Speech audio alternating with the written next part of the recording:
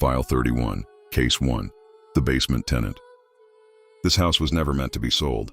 3 owners vanished. No bodies, no answers, just this footage, and a hidden room no one can explain. Location, upstate New York, USA. Status, unclosed.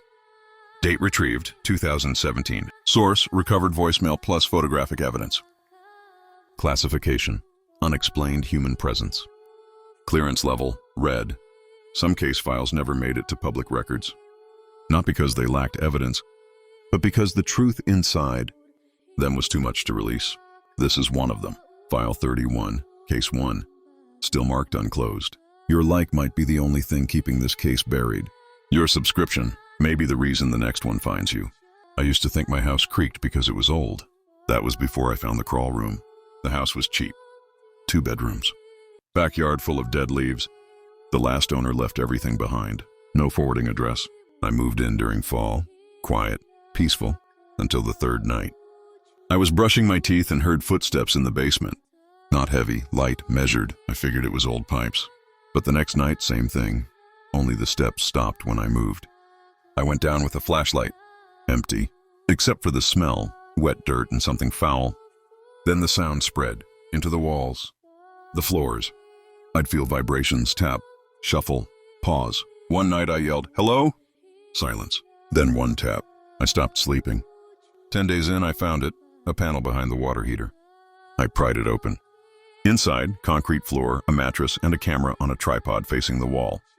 The wall was covered in names. Mine was there, 7 times. I locked the basement door. At 3:09 a.m., it opened by itself. No wind, no movement, just opened. I set up a camera facing the crawl space. That night, the panel slid open. From the inside, a figure stood there, still, watching. Then it smiled. The next morning, the panel was sealed again, but on my kitchen table. You found me. Below it. Now I find you. That night, my sister in Chicago called crying. Said she heard scratching in her wall. She hadn't told anyone where I lived. Next day, she vanished. Her apartment was locked from the inside. Final footage shows the same figure, holding a photo of my sister, folded into the shape of a key. Case notes. No fingerprints. Crawl room appears, disappears irregularly. 3 former owners missing, presumed dead.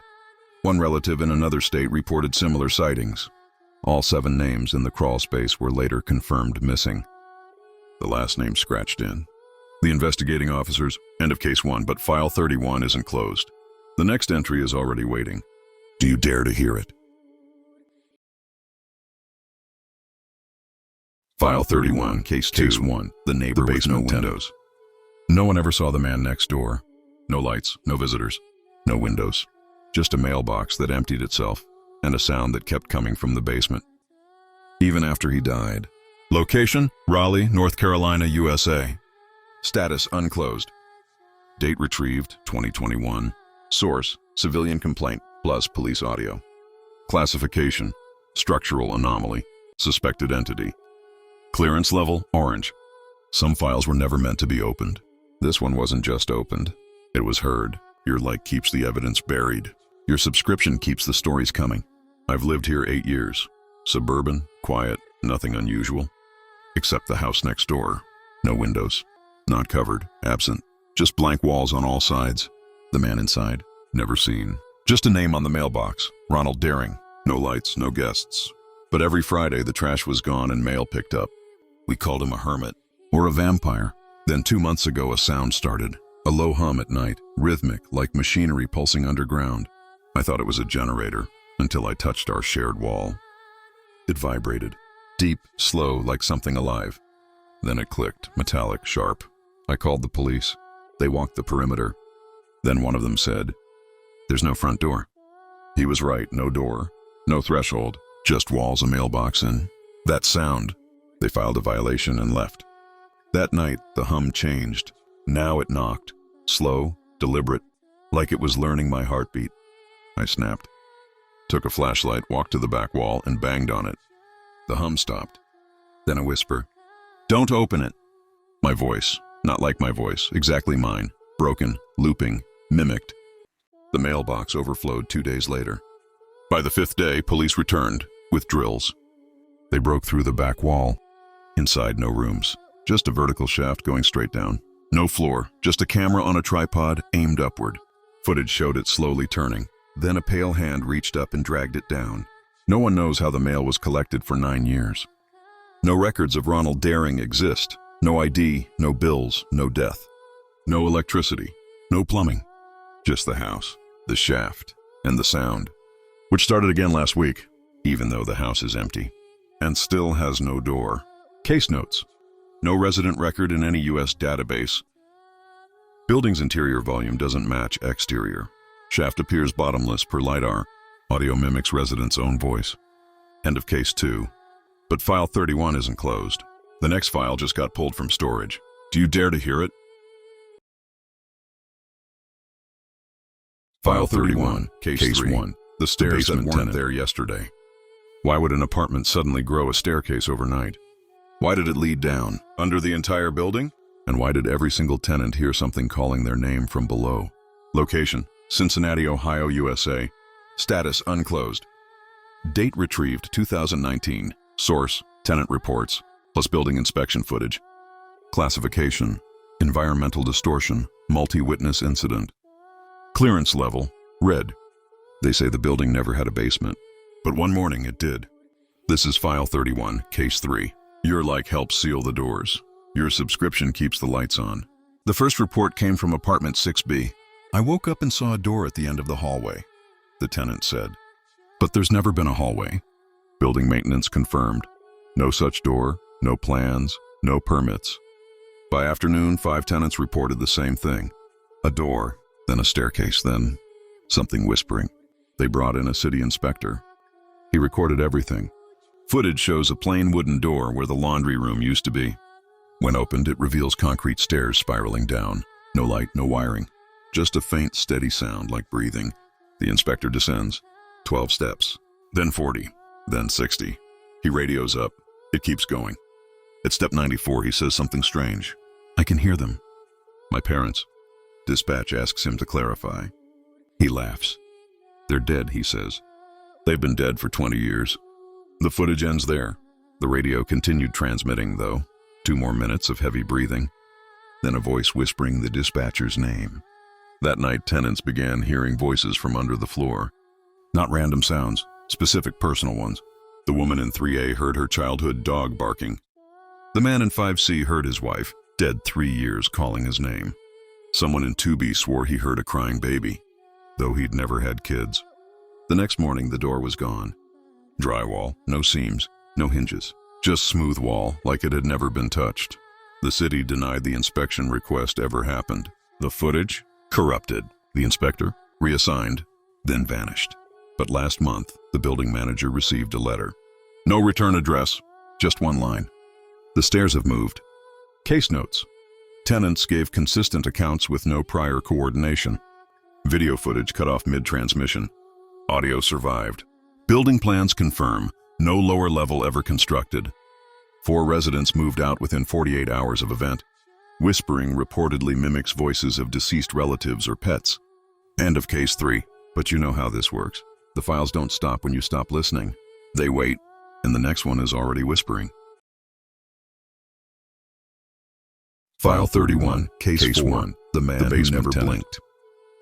They said he worked the night shift. They said he sat there for 8 hours, unmoving, just watching. But no one could remember hiring him, and none of the security footage ever showed him arriving or leaving. Location, Tulsa, Oklahoma, USA. Status, unclosed. Date retrieved, 2020. Source, security logs plus employee testimonies. Classification, human mimicry, temporal anomaly. Clearance level, orange. Most of these files come from frightened civilians.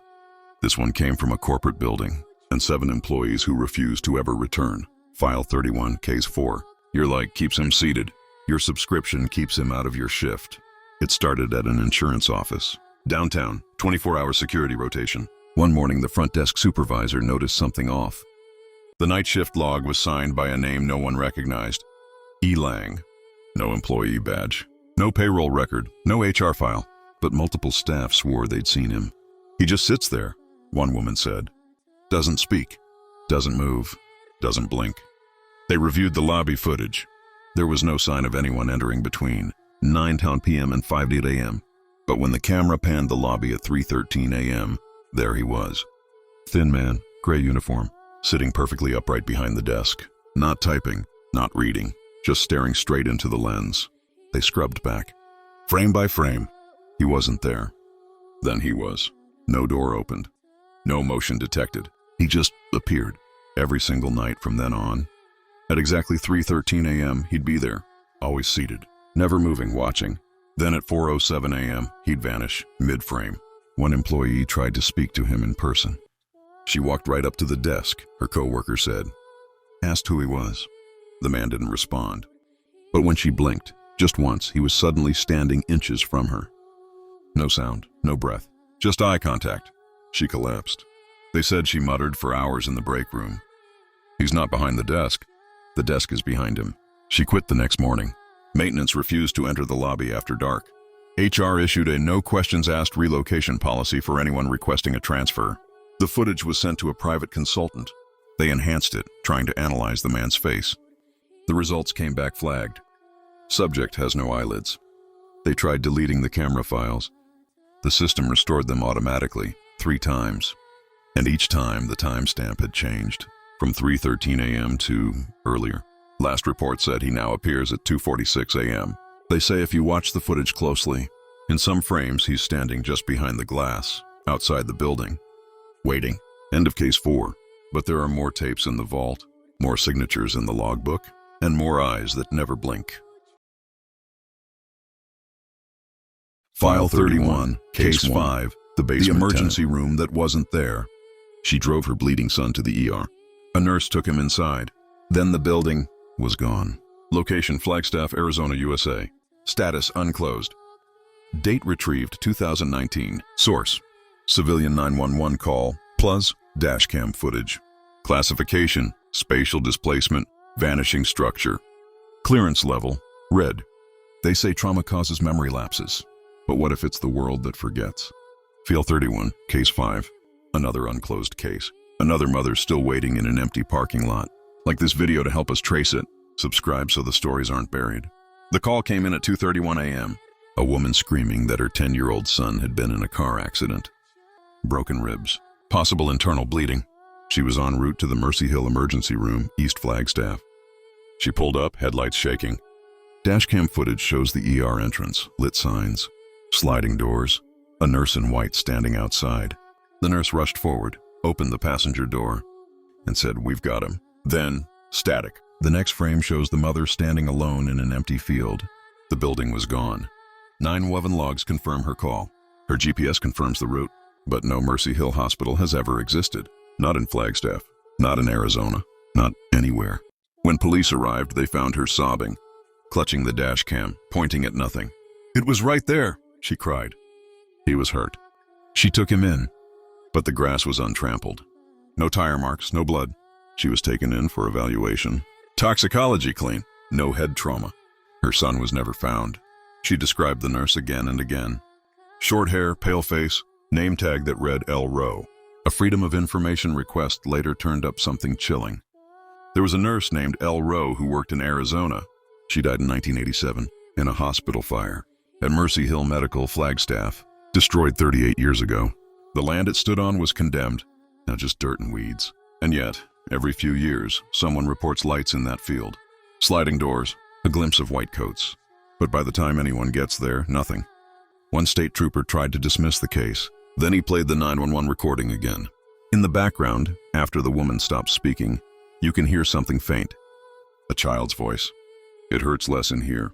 End of case 5. But file 31 still isn't closed. The next file was just pulled, and it's colder than this one. If that story sent chills down your spine, just wait till you hear what's next. We've barely scratched the surface of what file 31 holds. Your like is the only thing keeping these files sealed, and your subscription. That's your clearance level. Without it, you don't get access to what comes next. So tap that subscribe button, because the next case might already be unfolding near you. And trust me, you do not want to face it alone. See you in the next file.